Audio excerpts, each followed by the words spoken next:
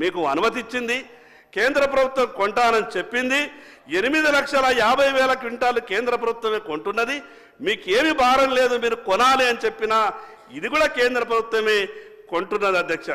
అధ్యక్ష PMKSYలో వేల కోట్ల రూపాయలు టంచనగా ఈరోజు రైతు ఖాతాల్లో కేంద్ర ప్రభుత్వం వేస్తూ ఉన్నది. ఈరోజు గ్రామాలలో ఒక చర్చ ఉన్నది.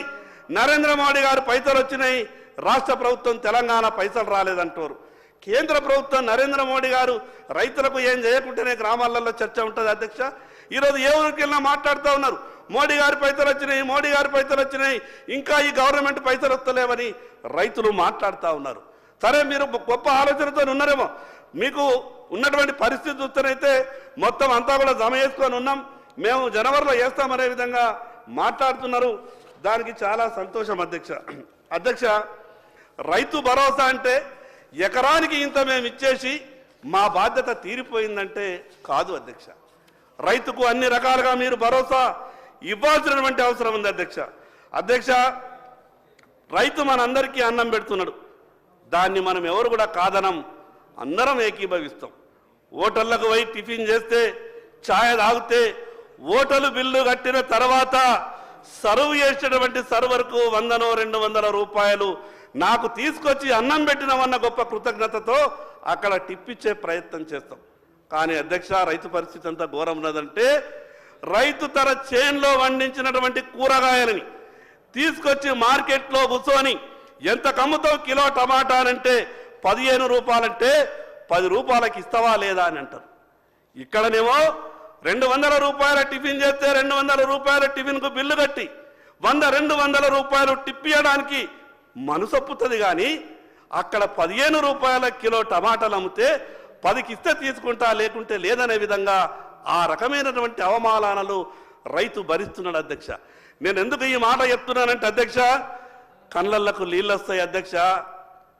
ఈరోజు ఏ రైతు కూడా సంతోషంగా లేడు.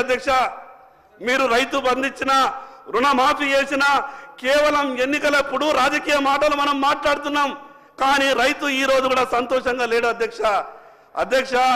5 ఎకరాలు ఉన్నటువంటి రైతు తను పండించినటువంటి పంటని కుటుంబం అంతా కూడా కష్టపడ్డ తర్వాత మార్కెట్కి వెళ్ళి అమ్ముకొని సంవత్సరం తర్వాత లెక్క చూస్తే 50,000 రూపాయలు కూడా లాభం వస్తలేదు.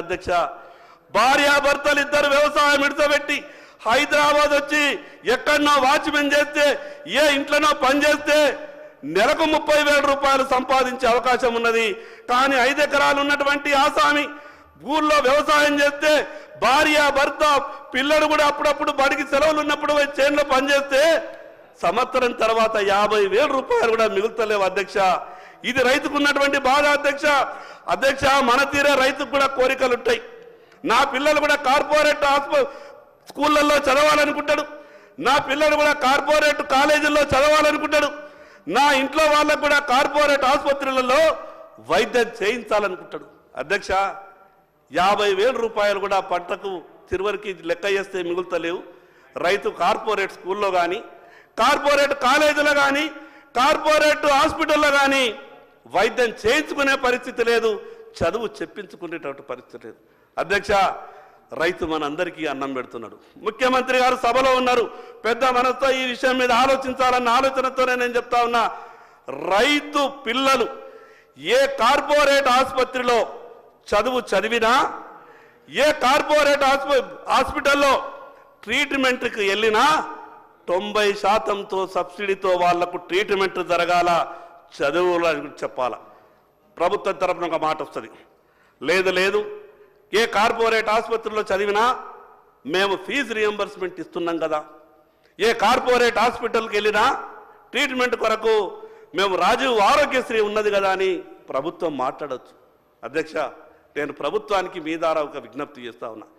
కార్పొరేట్ హాస్పిటల్లో రైతు బిడ్డలే కావచ్చు, మిగతా వాళ్ళే కావచ్చు, ఈ ఫీజు రియంబర్స్మెంట్ మీద పోయే వాళ్ళని ఎట్లా చూస్తున్నారంటే, ఎందుకు వచ్చినరా మీరు మా కాలేజీకు, మిమ్మల్ని అడ్మిషన్ తీసుకుంటే రూపాయి వచ్చేది లేదు, సచ్చేది లేదు, కానీ మీ పేర్ల మీద సీట్లు ఇవ్వబడుతుంది, ప్రభుత్వం ఏమో రూపాయి ఇస్తలేదు, మీరు చదువుకున్నా ఒకటే చదువుకోకున్నా ఒకటే అనే విధంగా ఏలనగా కార్పొరేట్ స్కూల్స్ ఆ కాలేజీలు మాట్లాడుతున్నాయి. అధ్యక్ష అట్లనే కార్పొరేట్ హాస్పిటళ్ళలో కూడా ఆరోగ్యశ్రీ పేషెంట్లు అంటే నేను ఎందుకు ఇది ఉదాహరణ చెప్తున్నా అధ్యక్ష. రైతు ఆదిలాబాద్ నుంచి హైదరాబాద్కు ట్రీట్మెంట్ కొరకు వచ్చిండు. నిమ్స్కు పోయితే నిమ్స్కు తప్ప ఎల్ఓసి వేరే దిక్కు లేకుండే. వేరే హాస్పిటల్కి వెళ్తే ఆరోగ్యశ్రీ లేదు అని బయటకు వెళ్ళగొట్టారు సార్. రైతు దగ్గర చిల్లి గవ్వ లేక ఉండే. ఆరోగ్యశ్రీకి కూడా పాపం కార్పొరేట్ హాస్పిటళ్లలో ఎవరికి కూడా పేషెంట్ ఆరోగ్యశ్రీ అని అంటే అయిపోయా. ఇక ఇది వీళ్ళకు ట్రీట్మెంట్ ఇచ్చి కూడా మనకేమొస్తుంది అనే విధంగా కార్పొరేట్ హాస్పిటల్స్ వ్యవహారం చేస్తున్నాయి. కాబట్టి రైతు ప్రత్యేకంగా ఒక గుర్తింపు ఈ సమాజంలో రైతుకు రావాలి. భరోసా అంటే కేవలం డబ్బు మాత్రమే ఇవ్వడం భరోసా కాదు. రైతు అనంటే ఈ సమాజం గౌరవించేటటువంటి పరిస్థితి రైతుకు రావాలి అధ్యక్ష. ఆ రకమైనటువంటి ఆలోచన వచ్చినప్పుడే అధ్యక్ష రైతు ఏమన్నా బాగుపడే అవకాశం ఉంటుంది అధ్యక్ష. అధ్యక్ష, వ్యవసాయం చెయ్యాలంటే ఎంత కష్టం ఉంటుందంటే నేను వర్షాకాలం నా చేన్లకు మిగతా వాళ్ళ చేన్లలో కూడా పోయిన అధ్యక్ష. నేను గౌరవ ముఖ్యమంత్రి గారికి మొన్న కూడా నేను ఒక విజ్ఞప్తి చేసిన. మన గ్రామీణ ప్రాంతం నుంచి వచ్చినటువంటి వాళ్ళే దాదాపు 95-96% శాసనసభ్యులు ఉన్నారు. సార్, వర్షాకాలం వ్యవసాయం చేయడానికి చేన్లకు పోవాలంటే రోడ్లు ఉండయి సార్.